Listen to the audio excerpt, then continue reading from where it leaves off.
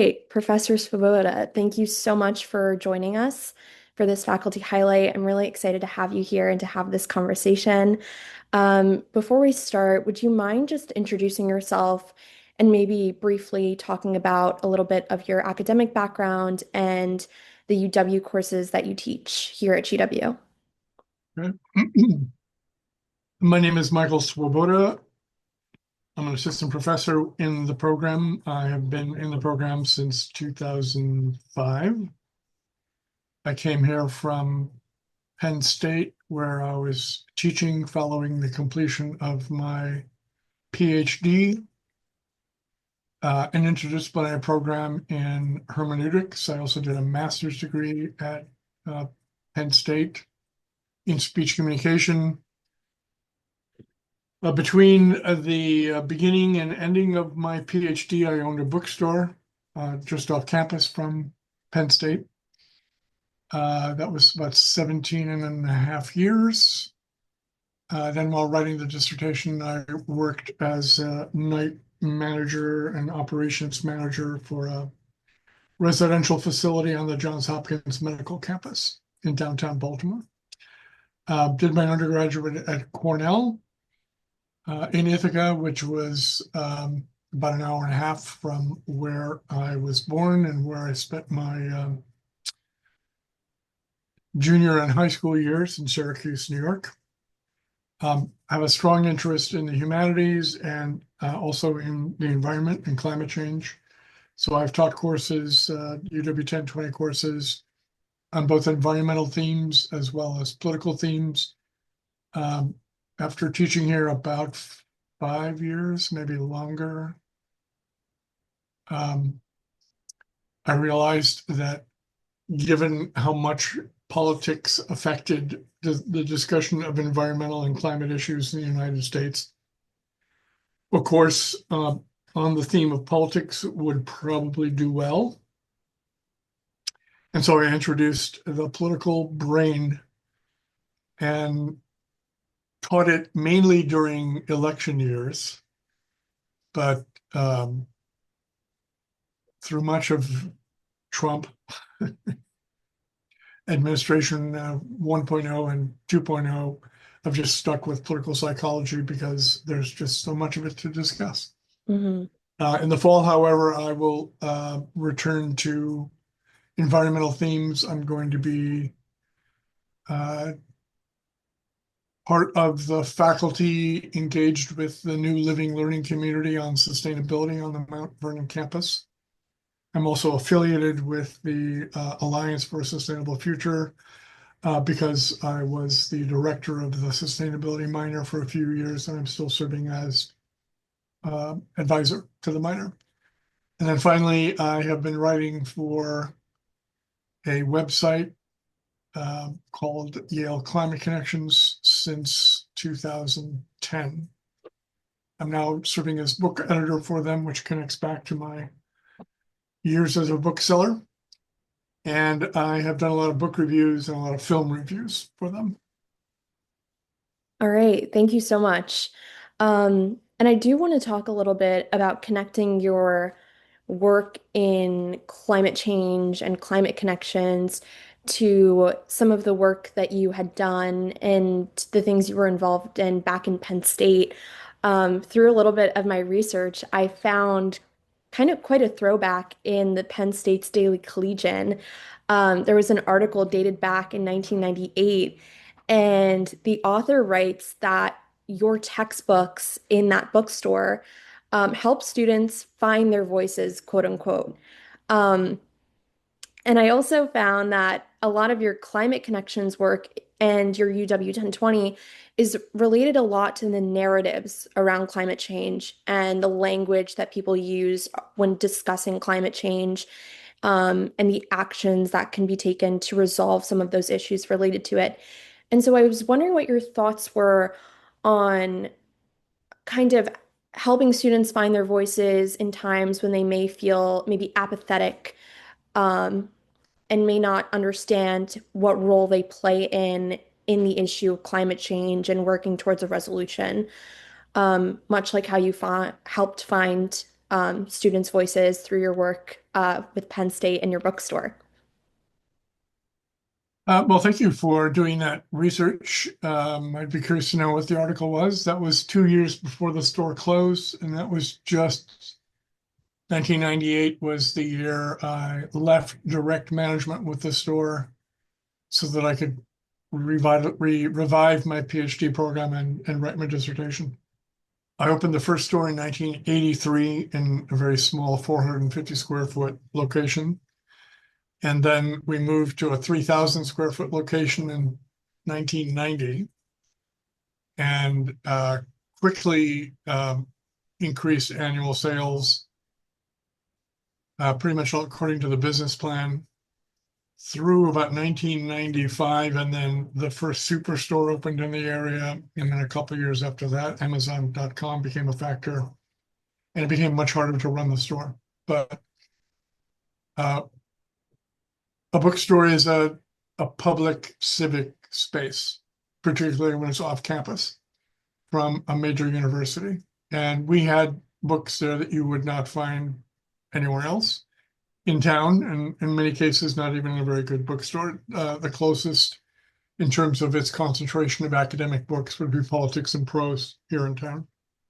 And so, yeah, students could come in and see things they wouldn't see anywhere else and explore those books, maybe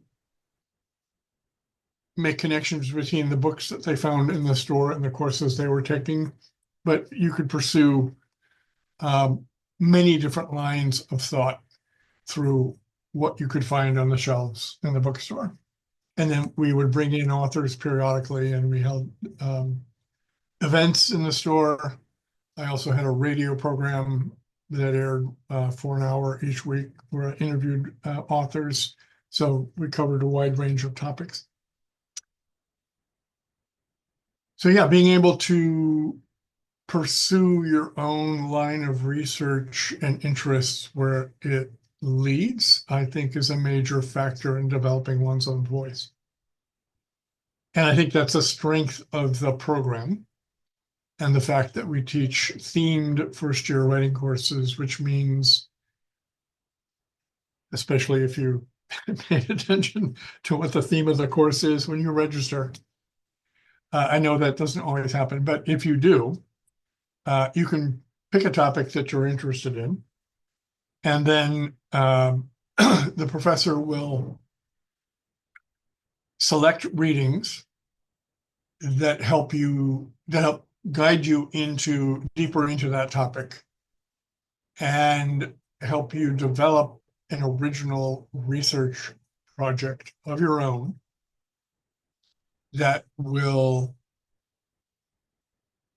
give you lived experience of what research is like, research, fully engaged research. And in some cases, could give you the experience of original research on a new topic. Sometimes that research can contribute to a field.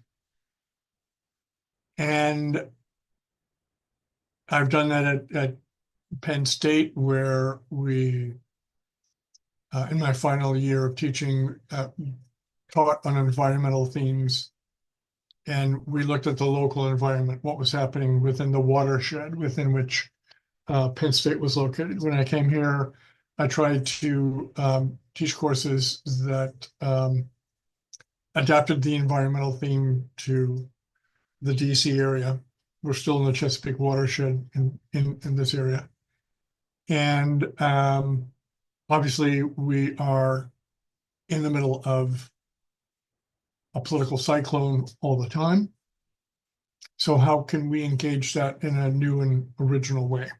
I think the assignments that a professor picks can play a big role there too. I have tried to incorporate a narrative as one of the assignments so that students had to think about their own lives and their own choices in terms of the theme of the course.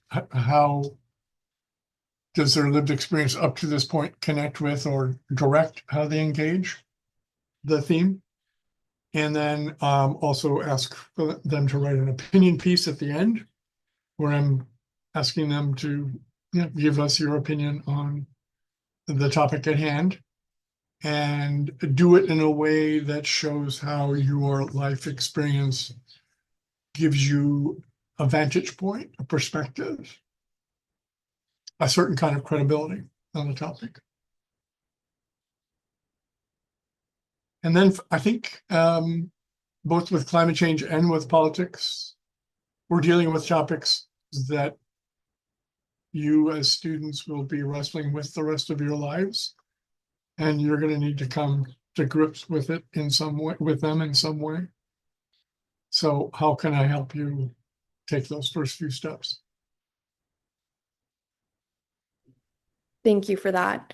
And I think to that point about narratives and how that influences greatly how we respond to these different social issues, especially not only in writing, but also in media content that we consume. And to that point, I know that you were featured in a Washington Post opinion piece about the power of Hollywood to kind of shape that narrative. And I was wondering if you could touch on maybe why these older narratives are unproductive and maybe not conducive to the work that's being done in real life to kind of resolve these issues. Yeah, so Cli-Fi is short for climate fiction. It plays off the name sci-fi, although science fiction writers actually prefer SF to sci-fi, but that's neither here nor there. And I think if we just said CF, nobody would have any chance of knowing what we were talking about.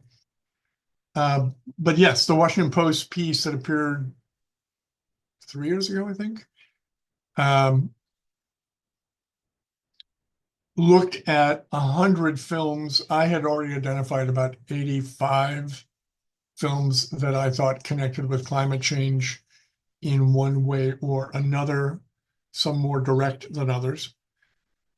And then the author of that piece, who was a graphic artist and wanted to come up with a graphic representation of the about 30 to 40-year history of sci-fi movies, we came up with another 15. So I think we came up with a list of about 100 films.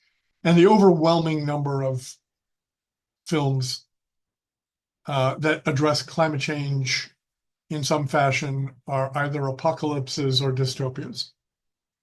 An apocalypse is a film that depicts a dramatic change in the state of the world, kind of depicts the end of the world or the end of the world as we know it. The dystopia begins in that disaster changed world. So The Day After Tomorrow, which is probably the most famous Cli-Fi movie from 2004, is an apocalypse. It shows the world slipping from the world we know into an ice age. A film like Snowpiercer, which is fairly well known and highly regarded, uh, takes place in an ice world. So the ice world has already happened. Ironically, in the case of Snowpiercer, it is an attempt to address and solve the problem of climate change through geoengineering that creates the ice world. And one of the side bars of my work in this area was the surprising conclusion that there were more films about things going awry in an attempt to address climate change than there were films about actually engaging with climate change and trying to solve the problem. Now, there are features of films and the time constraints that they face in telling a story that accentuate this focus on the dramatic and the negative. And we have a long history as human beings of imagining the end of the world. And one of the unfortunate aspects of climate fiction is that's a plot that's so easily grabbed and realized. So before Cli-Fi, there were science fiction movies about nuclear Armageddon, nuclear holocaust, post-nuclear worlds, diseases, and those are still out there. We seem to have a special, very ripe spot in our brain for end of the world stories or for dystopias. And it's tempting to turn a new problem into one of those stories. And that, in my view, is overwhelmingly what has happened. I think it's less the case with novels than it is with film. But my experience of working with Cli-Fi is we have to be wary of the preset plots in our minds, in our culture, in our history. And if we're going to successfully engage a very new and very different kind of problem like climate change, we have to figure out how to avoid falling into those ruts. Yeah, absolutely. And I think it leads me into a follow-up question, going back to the UW 1020 courses that you teach. And once again, going back to those sort of maybe preset ideas that we have about kind of what our future looks like or how much autonomy we have in shaping these decisions. If you could maybe give a little insight into conversations you have with students regarding climate change, and maybe if I can pose a hypothetical, how you kind of approach teaching with students who may feel overwhelmed by the news surrounding climate change, um, especially currently, as I know with the EPA, there have been a lot of kind of um, rolling back of certain protections, environmental regulations, that may make students feel a little disconcerted about current events right now. No, I do too. So there are two things going on there. Well, more than that, actually. Yeah, there are surveys and academic research indicating that a significant portion of young people have climate anxiety or anxieties about climate change to varying degrees of severity. But it's part of their lived experience now. And one has to be mindful that this very dire picture of the future is widespread. It certainly has some basis in fact, but part of it is this inclination, this habit of telling the story of climate change in a particularly fraught way.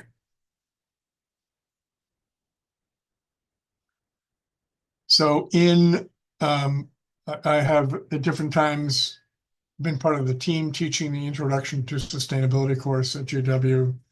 I have taught courses, I've used my university writing class to talk about communicating climate change. And in the fall, I'm actually going to be teaching a course on the theme of imagining a sustainable future. One of the things that I want to do is to go back and look at ways the future has been imagined in the past. And ironically, uh, there are several films and books that were set right about the time we are in right now. There's a 1973 movie called Soylent Green. It's primarily concerned with population, overpopulation to be more specific. It's set in 2022. There's a 1993 made-for-TV movie that uh, was one of the first engagements with climate change. it's set in 2017. There's a pair of novels by an African American woman science fiction writer named Octavia Butler, and her novels start in 2024. Uh,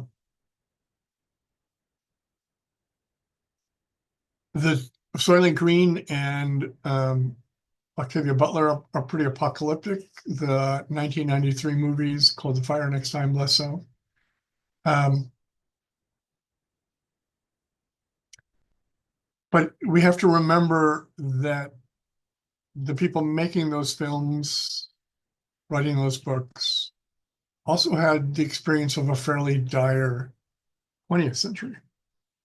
And so one of the things that I do in the introduction to sustainability class is and it's a pretty grim class, pretty morbid class, but I ask people to guess. So how many people do you think died of war, disease, famine, violence in the 20th century total?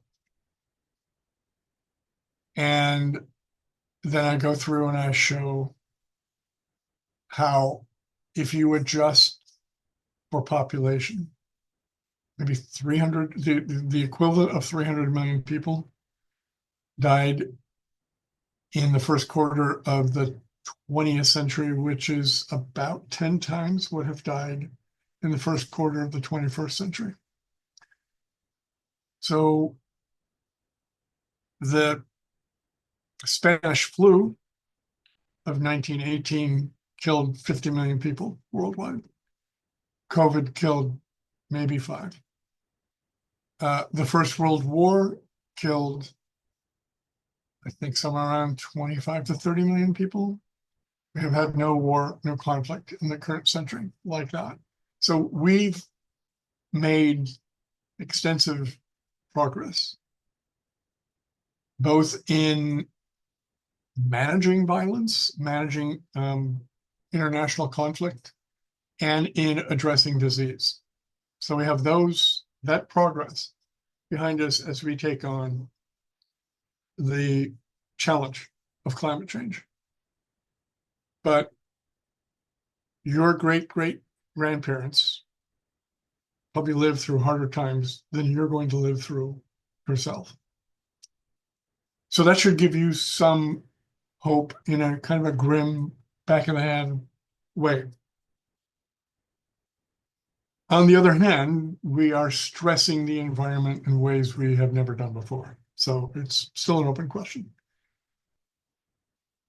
But it's not a foregone conclusion. It's not it it doesn't have to and probably won't end in a quick apocalypse. So let's figure out how to get our hands dirty and get some good work done. So that's what I will hope to do in the course in the fall. Let's look at some of the ways the future was imagined. How did it go awry? Because all of these are apocalypses that haven't happened. And then what does that tell us about the prospects we face now? And how do we begin to tell a new kind of story? How do we get out of the apocalyptic dystopian rut and begin to tell a new kind of story? Yeah, and I think that's a really important message to share that although there is a lot of grim and morbid history to look back on, it shouldn't kind of preclude sort of the age we live in and the resources that are so widely available to us to kind of make more progress than what could have been made in those. Right. So we need to be aware of the past. We need to know some basic facts about the past. And most people have forgotten or never really fully imagined just how violent, uh, deadly it was. That your great great grandparents lived through some things that would might have seemed at the time somewhat apocalyptic and are worse than what you've lived through. thus far. So we need to know that. We need to know the past. We need to know some basic numbers, like the figures from the past have to be adjusted by population in order to make a fair comparison. And there were 1/4 of the people alive between 1900 and 1925 than there are today. So a good part of a solid education, background numbers, and context, historical context.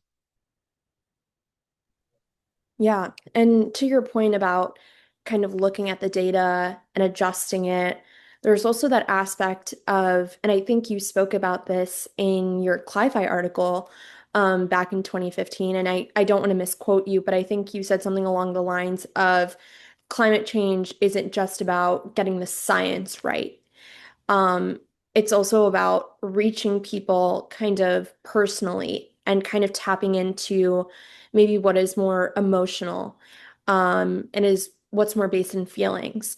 And so I think writing kind of is a medium of that. And so I was wondering if you could maybe talk about how writing, maybe not only in UW courses, but just outside of that, kind of address issues of climate change or contextualize things that graphs and raw data maybe can't. Sure.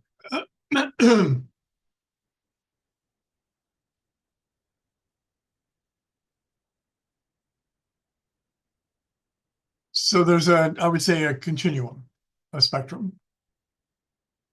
We too easily divide things just between fiction and nonfiction, but there are different kinds of nonfiction. So you can have nonfiction that is still narratively engaging and can depict a lived life, and in the context of climate change, a lived life that makes clear maybe a theme of climate injustice. This is how this group, um, living in a Latin American country or Central American country, experiences climate change in their own lives. Here are the kinds of responses they might make. And here's how that connects to the life you live here in the United States. Um, how do you make sense of extreme weather? Well, a lot of our students at GW come from the Northeast, specifically New York, New Jersey, Pennsylvania. And they have either directly, although it's getting a little past, but they have experiences of Hurricane Sandy. How do you make sense of that? What do you do with that? What was your lived experience of that? Um, how did your attitudes toward government, toward science, toward your fellow human beings change as a result of that experience? We have students who come from Florida. We have students who come from Texas. We have students who come from California. We have students who, again, the Northeast area, but also in Canada, I mean, in California, had an experience of wildfires or wildfire smoke. So making connections between what you experienced, how it affected your daily routine, how it affected your health, how it affected your understanding of your prospects for the future, making connections between those personal experiences. And here's the science that we can see behind this. Here's the policy that we can see behind this. Here's the politics behind this. And it's sad but true, but there are deep political divides in the degree to which the problem of climate change is regarded as real and or actionable. And those have only been exacerbated by the reelection of Trump. So we'll be dealing with those in the fall. And there's a kind of a hard balance to strike.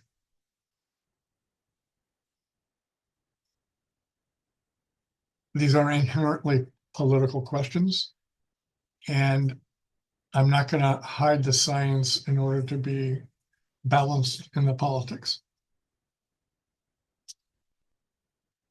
But that's, you gotta have to make a decision how far you go there. Yeah.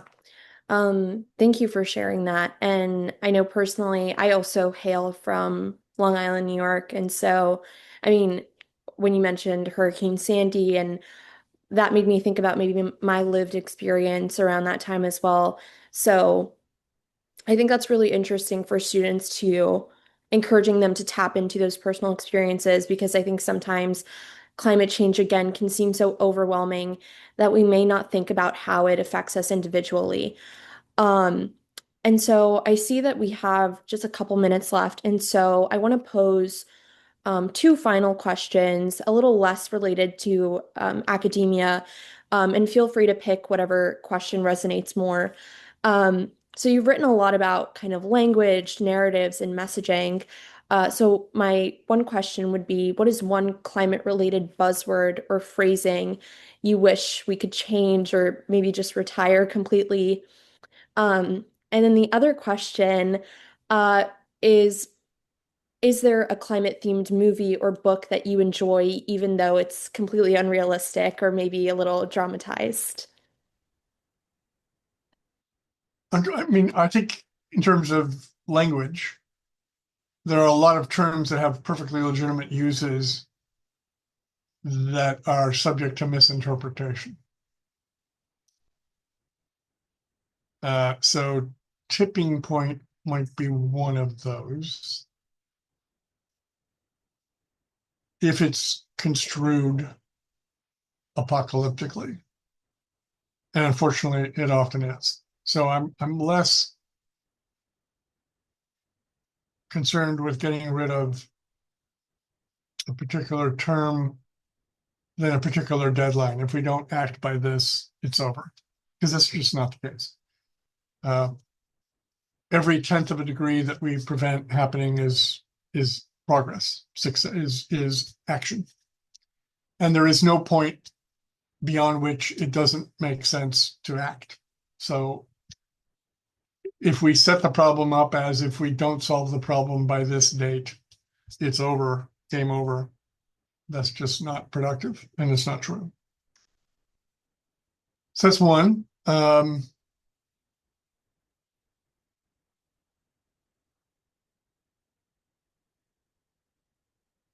I'm fond of this 1993 made for TV series called The Fire Next Time. It'd be very hard for someone to find it, but I think I will uh, try to show it in my class in the fall, at least portions of it. It's actually a 3-hour movie in 2 parts.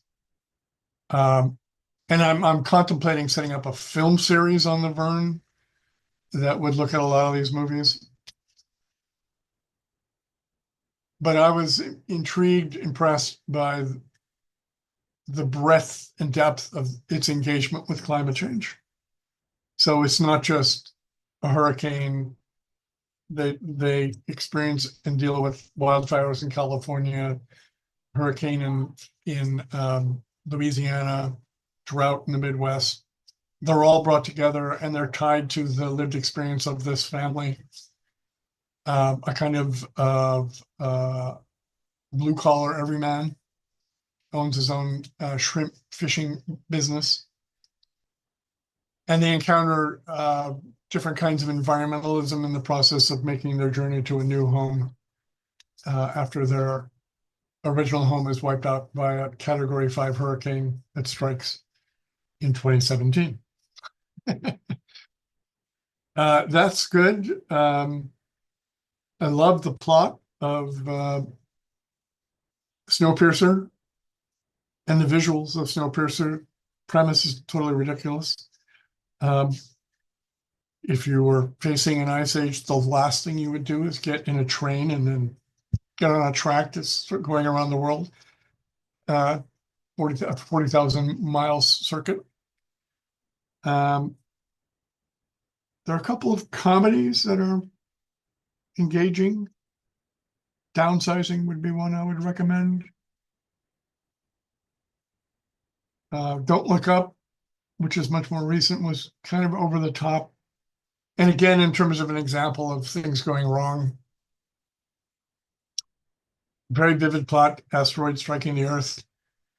Uh, as a metaphor for what we're not doing about climate change, it's not particularly good in that we actually have figured out how to address the problem of an asteroid striking the Earth. We've sent out a missile to nudge an asteroid off its tracks to see if we can do that.